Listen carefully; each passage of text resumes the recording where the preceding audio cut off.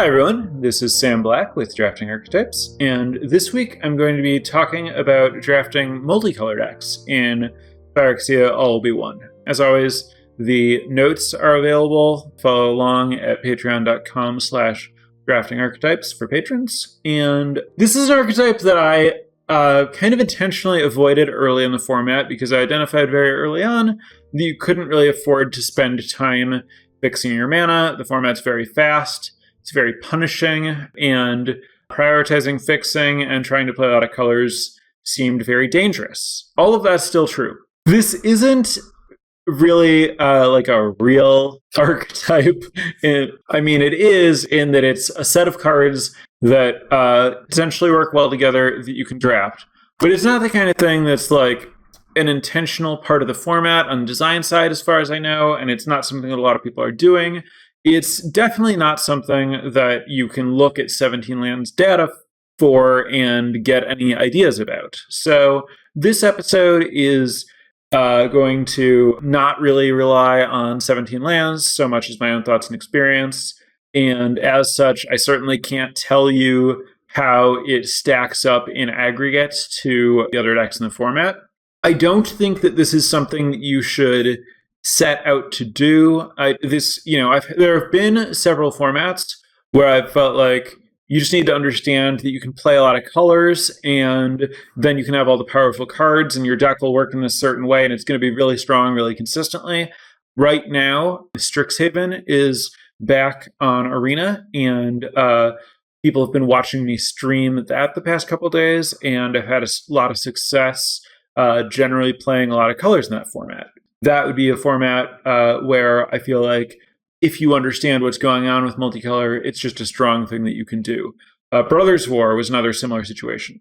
This is not that. I am not coming to you today and saying, I figured it out. Here's how you play a lot of colors. You can just kind of do this consistently and you'll have a great deck. Instead, the purpose of this deck and the utility of this knowledge is, I think that if you have powerful cards in an archetype or color that isn't open in your seat, it can be useful sometimes because the strong cards in the set are so strong to know how to draft such that you can use those powerful cards when you're in a lane that's not open, or just navigate a draft where you can't really figure out what lane you're supposed to be in. So, as always, anytime we're talking about a multicolor deck, the best mana fixing is the draw step. So kind of the more colors you're playing and the weirder your mana base is, the more you want to play a long game. Also, as you're adding more colors to your deck, you're probably doing it to add more power to your deck. And the more power you've added to your deck, the more comfortable you should be going long. So, of course, in general, you're going to want to be drafting your multicolor decks as control decks that are trying to extend the length of the game as kind of their like default action most of the time. Obviously, that's not the natural tendency of winning decks in this format. Winning decks in this format capitalize on the opponent stumbling and seek to end the game quickly. However, this is a format where blocking is, I still believe, as I've said earlier, pretty good. The creatures have abilities that do extra things when they damage a player, and they have those, like the aggressive creatures have that text instead of text that makes it difficult to block them. So if your opponent has, some kind of toxic creature, it will usually have, slightly smaller stats than a not toxic creature at a similar cost. And your not toxic creature can just block their toxic creature as long as you, have it at the same time. And you can avoid getting toxic on you. You can avoid getting corrupted, and then their deck's a little bit less efficient. And hopefully you can get to this long game that you've been drafting toward. So you probably want to be base green, largely because of Contagious Vorak, which I just checked before recording this episode. It is currently the winningest common on 17 lands, and certainly the most important one for this archetype, because of course, looking at 4 cards and finding a land can help you find your colors. And this deck that's trying to get more power in it is likely to be playing a few more expensive cards, which hitting lands with the Vorak helps you cast. Also, in a pinch, Thirsting Roots, the sorcery that searches your library for a basic land, can help fix your mana. So, and then green has, some reasonable defensive creatures and stuff. Cheap plays to not fall too far behind. I'm talking about cards like Rustvine Cultivator, the 1-mana 1/2 that can tap for oil and spend oil to untap lands. Copper Longlegs, the 1/3 reach spider that can sack to proliferate. Ichor Spit Basilisk, the 3-mana 1/3 death touch toxic one. Those are all reasonable defensive bodies for a base green deck to play if you're just trying to block to go longer. In my notes, I have a very long list of basically every common in every color that you would want to play, loosely ranked by how strong I imagine they would be in a deck that's playing 3 or 4 colors. I'm not going to read off that entire list because it'd be a little bit tedious.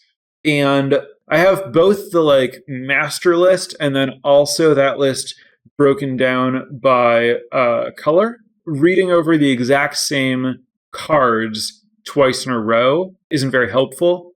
And I think grouping it by color is kind of both easier to grok, and I think it's just easier to talk about that way, really. The other thing is, your deck, you're not looking to be 5 color. You're probably, this deck is probably 2 and a splash, 1 and 2 splashes, 1 and 3 splashes, 2 and 2 splashes, usually 3 color, sometimes 4, only 5 if you're 4 with an Atraxa or something like that. Figuring out your colors is important. Figuring out your base colors is particularly important, unless one color is very, very open, in which case you're going to be 1 color with 2 splashes or something. When that's not the case, you likely won't have enough 1 and 2 mana plays in your single primary color to be able to have the number that you're looking for to not fall behind in the early game. So if you have 2 colors that you have a good number of colored sources for, then you can have an early game that is cards of both of those colors to help you get to the later game where you have time to find your mana and play your cards of other colors. So you want to figure out basically what are the 2 colors roughly that you're playing cheap cards of. And then if you have kind of this master list of all the cards you might want to play, the fewer sources you have or expect to have of any color of mana in your deck, the more you want to penalize the cheap cards that require that kind of mana, especially the cheap creatures that you're always looking to play on curve. And then if you can't, play your 2-drop on 2, its value plummets really quickly. The cards that each color offers that appeal to me in this kind of archetype. I'm looking primarily for removal, cheap defensive creatures, and expensive creatures that offer card advantage in some form. That's kind of the guiding principle. And then it's just a matter of weighing, I guess, how good any given card is at the role in that space that it's filling. So in green, for example, I think the best card, as I mentioned, is Contagious Vorak, pretty unambiguously. It's a lot better than the other green cards, and again, I think better than all the other commons. Followed by Rustvine Cultivator, followed by Copper Longlegs, followed by Thirsting Roots. But again, this is I would take Thirsting Roots over the other cards, but only if I need it, and I'm hoping not to need it. But if it's early in the draft and I don't know if I'll need it, I'll miss it more than I'll miss the other green commons if I needed it. And so, given that I don't think the other green commons are generally early in the draft going to be expected to make my deck a lot better, I'd rather hedge with the Thirsting Roots. So Thirsting Roots, followed by Ichor Spit Basilisk, which is just going to be a solid 3-drop, followed by Oil Gorger Troll, which is low because I don't necessarily expect to have a lot of oil in this kind of deck, and I don't think it's a particularly exceptional 5-drop, followed by Ruthless Predation, which I might be too low on, but I think that you want to be able to reliably cast your cheap spells on the, if it costs 2 mana, you want to be able to cast it on turn 2 to stay alive. And Ruthless Predation often can't do that. And this is a format where you often can't afford to be really choosy with your removal. You're just kind of trying to fire it off to kill something, not fall behind. And Predation isn't optimal at doing that. A nice thing that Predation does is it makes your creature bigger to push some extra damage. You're not taking advantage of that at all here. So it's sorcery speed conditional removal. It's very low on the list of removal spells you would like to have, and with access to all the colors, you can ideally find something better. So in red, I think the top priority is Hexgold Splash. I do think removal is important. I think being able to trade up on mana is huge. I think having spells that cost 1 is really important, and it's basically like the best thing you can do for 1 mana in a defensive deck. So huge priority for Hexgold Slash. But Axiom Engraver, this is another absolutely premium card. It's really, really strong if you're going late because it can help you avoid flooding out. It blocks pretty well early, and it can discard cards that are of a color that you don't have the mana to cast, help you find your missing colored lands. Really just perfect for any sort of control deck, but even more perfect for a deck with more colors in it. Followed by Chimney Rebel. This card's just so good. Making 2 bodies that can both block can really help stabilize a board. So even though you're not usually getting a lot of value out of the haste part of the Chimney Rebel, I still think the card is just good enough to be a priority, even over other good red cards like Volt Charge and Barbed Batterfist, which are the next 2 in that order that I would prioritize. Volt Charge, removal's good, but I'm pretty low on Volt Charge overall. I do think that trading up on mana any amount in this format is huge, and Volt Charge usually trades down. And I don't think that you often get a ton of value out of the Proliferate. And I think that your opponent sometimes does get value out of the thing that you end up Volt Charging. So, it's a removal spell, it's playable, but I don't think that it very frequently nets you a lot of extra value, such that I think it's not quite what I would consider like premium removal. Barbed Batterfist, it's a good, early blocker that gives you an object that has some utility, but it's not, a perfect defensive card. Like the fact that if your opponent plays a Crawling Chorus and you play Barbed Batterfist, your block is really bad, makes it not as good defensively as, a much lower pick like Copper Longlegs, that in addition to being able to block that Crawling Chorus well, can also block a Pestilence Siphoner and a Duelist and, whatever you might be getting attacked by, often in a way that's more profitable, where the Barbed Batterfist is going to be a little bit more conditionally defensively useful. And then Furnace Strider. Furnace Strider is a really, really strong card, but not what I'm looking for in my top end here, because I do kind of want more like upfront value in terms of like material advantage. Again, Furnace Strider is really good for pressing an advantage or turning a corner, but I'm hoping to draft this deck in a way that's like so grindy that that's not really what I'm looking for.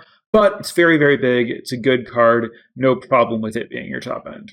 Also, all of the 5-drops are, of course, deprioritized because you just don't need that many of them, and all of them are kind of deprioritized in the format as a whole. So I think you're going to get enough, and toward the middle of the draft, if you don't have any expensive creatures, it's very easy to start prioritizing kind of whatever expensive creatures you see, and they're going to be impactful enough, and you're going to have enough of them. And then finally, Shrapnel Slinger, the 2/2 that can sacrifice a creature to kill an artifact. Playable 2-drop, can block, sometimes randomly kills a really valuable artifact late in the game, but is also just, not very exciting most of the time. In white, the big draw to white is Indoctrination Attendant. This card's awesome. The more of them you have, the more you want to prioritize stuff like Barbed Batterfist that can be, that'll easily be something you can pick up for additional value. But Indoctrination Attendant often gives you card advantage, frees your creatures from Planar Disruption and Mesmerizing Dose, blocks really well. Just a great card. The Indoctrination Attendant, followed by Planar Disruption, which is the 2-mana pacifism, followed by Incisor Glider, which is, in this deck, basically trying to be a better Copper Longlegs. You're really there for the 1/3 reach side of your 1/3 flyer that can potentially pump your team and all that. But if white is a base color, then Glider is just a great defensive creature. Followed by Basilica Shepherd. This one's penalized for costing white. You want to be really careful that you're going to be able to cast it, but it is, very strong finisher if you're there. Followed by Sinew Dancer. This is a card that I generally think of as kind of only wanting in a deck that's going to get my opponent corrupted, which I'm not really expecting in this deck. But I think that having a creature that you can play on turn one that can like block 3/1s and stuff, and then also just isn't blank in the late game, even if it's costing 4 mana in the very late game, that can be powerful. Sometimes you'll be able to turn it on. Means that if you are heavily white, I think it's reasonable to include this in just a deck that's trying to be controlling rather than a toxic deck. Followed by Mandible Justicar and Mirran Bardiche. Mandible Justicar is a great card. Lifelink works on defense, but this is a better aggressive card than defensive card, and I don't really expect it to be like heavily white or heavily artifacts in this kind of deck in a way that I'm going to take a lot of advantage of it. Mirran Bardiche is a fine, expensive play, but worse even than Furnace Strider in this kind of deck. Black, you're basically looking for removal over value creatures, and that's basically all you're looking for. So Anoint with Affliction, top priority, great removal spell. That's the Smother type card. Exile a creature with mana value 3 or less, and then exiles anything if your opponent's corrupted. Followed by Whisper of the Dross, which is the -1/-1 proliferate instant. Not as good as Hexgold Slash, but again, anytime you can actually spend 1 mana to kill something, it's just so strong, and then the proliferate can give you some extra value. Followed by Testament Bearer, the 4 mana 4/1 that looks at 3 cards and puts one of them in your hand and the other 2 in the graveyard when it dies. If you're playing a defensive value game, this is just a great, it's just actually a really good card for that kind of strategy. Followed by Stinging Hivemaster, the 3/2 that dies into a 1/1 toxic. Followed by Cruel Grimnarch, the 6 mana 5/5 Death Touch that makes your opponent discard a card when it enters, and if they can't, you gain 4 life. Followed by Blightbelly Rat as a random, moderately useful 2-drop. Then in blue, you're basically just looking at Taxian Raptor, the 1/4 flyer, Chrome Prowler, the 3/2 flash tap a thing cat, and in a pinch, Malkator's Watcher, the 1/1 flying vigilance that draws a card when it dies. And then Evolving Wilds is a super high priority if you know that you're going to be playing multiple colors, because you really don't want to have to fix with like Dune Mover and Prophetic Prism, but you can if you don't get the wilds. Also, Wilds and Vorak play really, really well together. The more you have, the more Voraks you have, the better job Evolving Wilds does of fixing your mana, because you significantly increase your odds of hitting whatever color you're missing if Evolving Wilds is part of the range of lands that you can hit with your Contagious Vorak. So Evolving Wilds is very high priority, and then Dune Mover is more of a filler playable that can help your mana situation, and then Prophetic Prism is available in a pinch. But I would generally prefer to fix my mana with Dune Mover over Prophetic Prism out of a desire to have a blocker on turn 2 rather than not. So everything about the order here is extremely fluid. It should change a lot based on your color balance and your curve. Those things are your top priority. You're looking to have a mana base that makes sense. You're looking to take cards, especially cheap cards, in your primary colors. You're looking to make sure that you have enough plays not to fall behind in the early game. Then the best version of this deck likely doesn't really care about 3-drops outside of Contagious Vorak. You really want a lot of 2s, and so you can always play something on 2, ideally also play something on 1, and then if you have to play another 2-drop on turn 3, like that's fine, and then you want the rest of your deck to be the 4 and 5 mana creatures that are giving you card advantage. The extra value that you get out of a Testament Bearer or a Chimney Rabble or an Indoctrination Attendant over something like an Ichorsplit Basilisk is so much greater than the extra value that you get out of an Ichorsplit Basilisk over a Copper Longlegs or Axiom Engraver or Incisor Glider. Among commons, you just don't really get paid enough to want to make sure that you have 3-drops. Whereas again, I think that once you get to 4, your cards start pulling their weight in terms of giving you enough extra value to justify the mana you're spending on them. You really want to think about your curve in terms of, here's my early stuff that keeps me alive, here's my late stuff that meaningfully pulls me ahead, and then the middle stuff doesn't really have a place, except for Contagious Vorak, which kind of gives you the value that a 4-drop would give you, but happens to cost 3.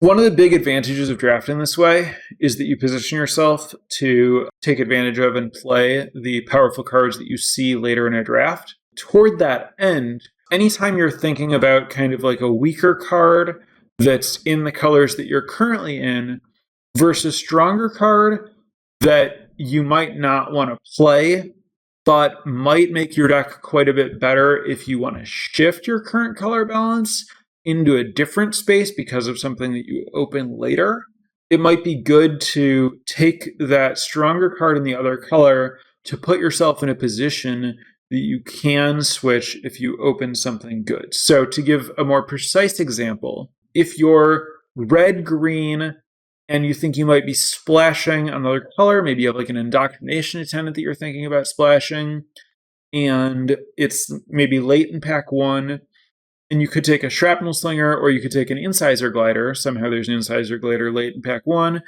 Pretty unusual. You should probably take it as a signal, which is another reason that you'd be happy to pick it here.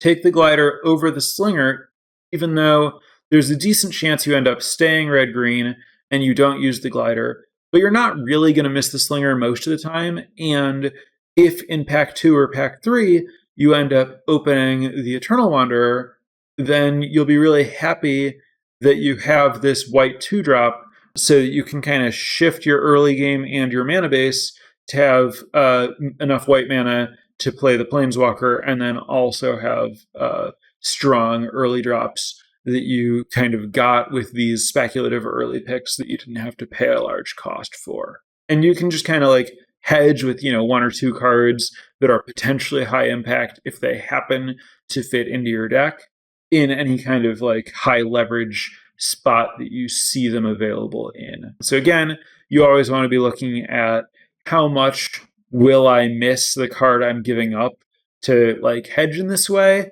And if it's something that you think that you'll miss, then don't hedge. But if it's something you won't miss, then you might as well take the card that has the higher ceiling, depending on how the rest of the draft goes. So that's it. Those are the cards that I'd look for, and those are kind of the like meta considerations in terms of like what you want to be thinking about, how you want to be positioning yourself, why you would do this stuff. So I'm going to turn it over to Twitch for questions. So any questions you have that you don't feel like I've addressed, please enter them in Twitch chat now. And I want to thank the newest patrons of Drafting Archetypes. So thank you to Arcadius and Calvin. Really appreciate the support. If anyone else is interested in joining the Patreon and supporting the podcast, check out patreon.com/draftingarchetypes, where you can look at the perks that we offer and join if it sounds appealing to you. You can get some discounted coaching rates and access to logs and podcast notes and polls and whatever else. So that little self-promotion, advertisement, whatever, out of the way. Anyone have any questions for me? So Archetypes sounds a lot more like finding Strixhaven style value versus just to fit better rares and uncommons into different colors in one deck. Question mark. I think that often the driving motivation behind the deck when you should be in it is to play the better rares and uncommons that you see.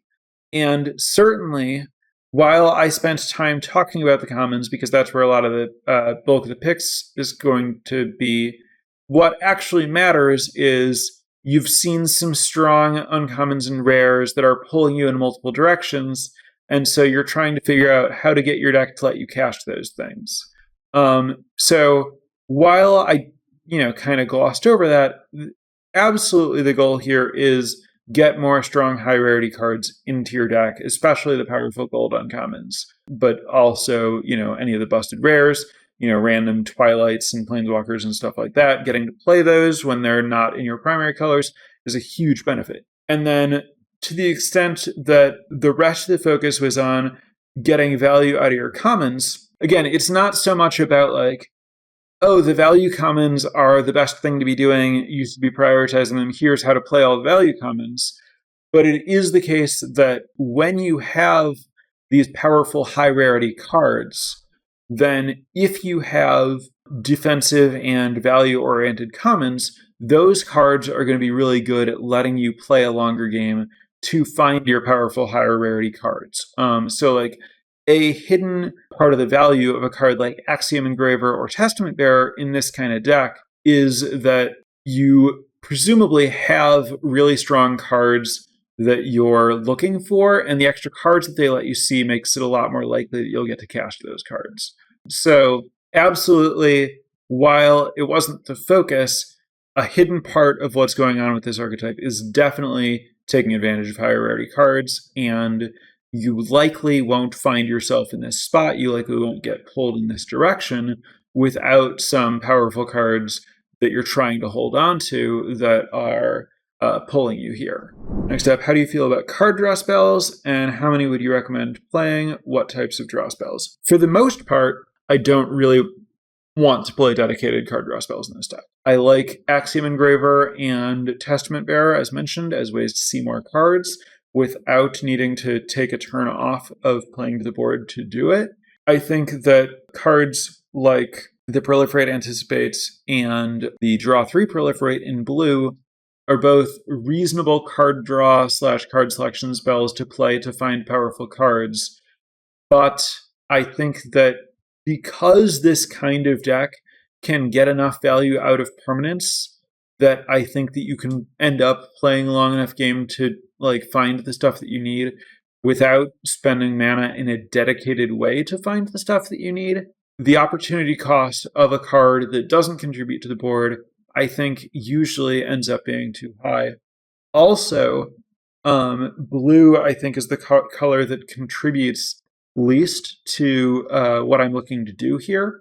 And so playing a cheap blue card selection spell or expensive double blue card draw spell is going to pull my mana in a way that I'm usually not looking to have it pulled. Outside of that, the card draw that's available is stuff like the 3 mana black, lose 2 life, draw 2 cards, give your opponent a poison, which again, the cost here in terms of mana and life is just way too high to want to play if you can avoid it, especially in a deck that's really not taking advantage of the poison counter. Follow up that one might assume that I would want to use to prioritize card draw to find the better cards.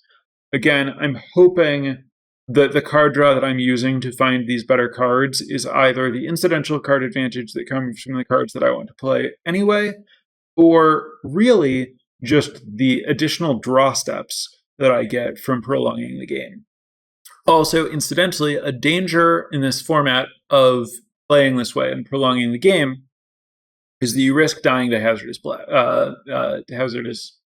I think it's blast. The red, deal 1 damage to all of your creatures and they can't block sorcery. And to avoid dying to that, you really just want to prioritize removal and life gain in the form of oil Gorger Troll, and weirdly, very critically, Cruel Grimnarch, because in this kind of situation, often your opponent is holding just the Hazardous Blast to try to, wait for a spot where it's going to be lethal, and the Grimnarch is kind of your best chance to snipe the Hazardous Blast before your opponent gets to kill you with it. But you need to have enough removal to keep the board small to stop them from getting in a spot where they can use it before you Grimnarch it away. To comment that Testament Bearer and Grimnarch summons most splash cards from playing a lot of Jund.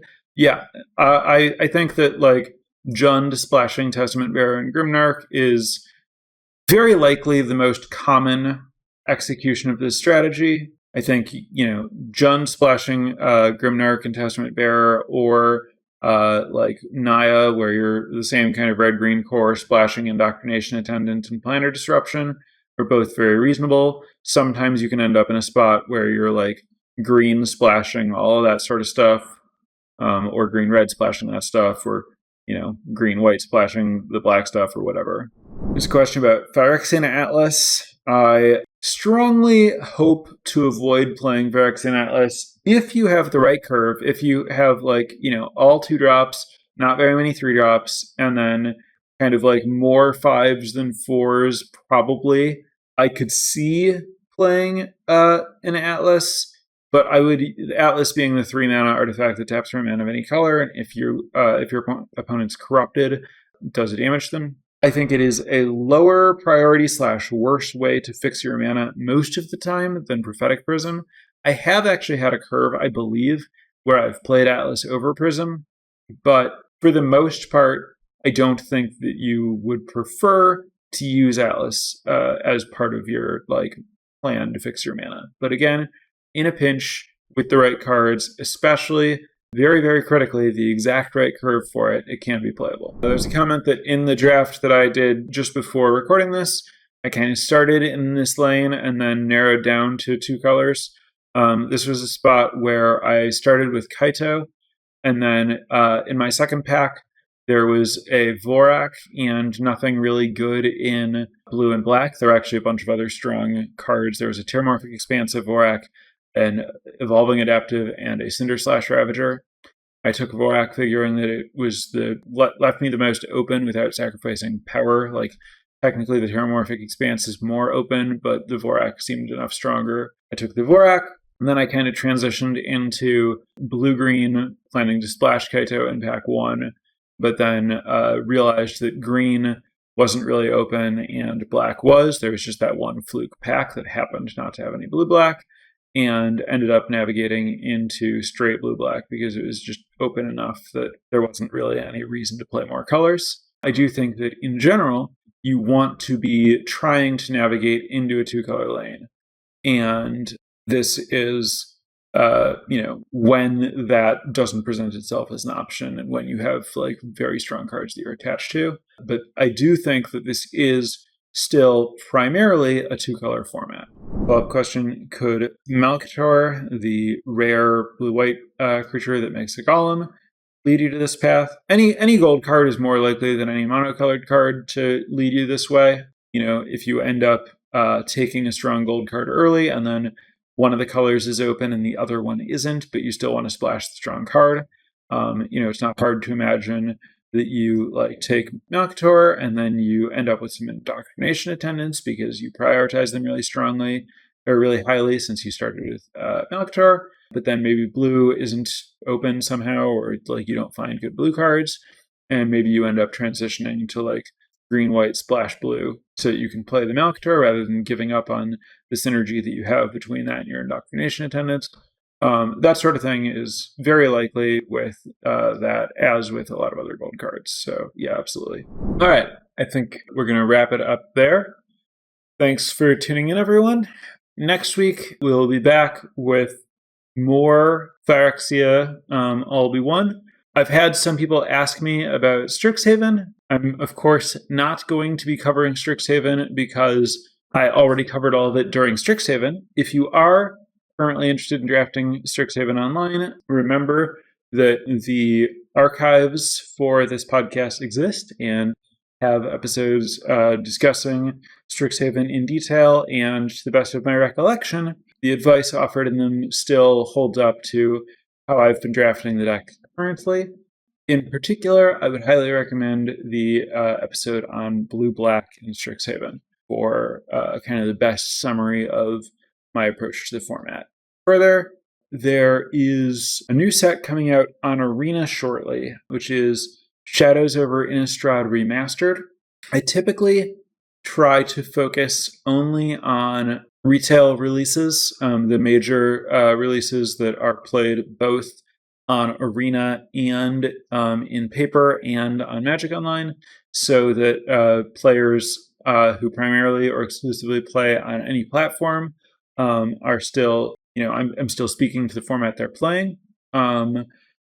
However, I think that I might want to dedicate a bit of time to Shadows over Innistrad, specifically because I know that there will be an Arena Open with the format. So I suspect, and I haven't looked into the timing in detail here, but I suspect there will be at least one episode focusing on Shadows over Innistrad to help prepare people for that Arena Open.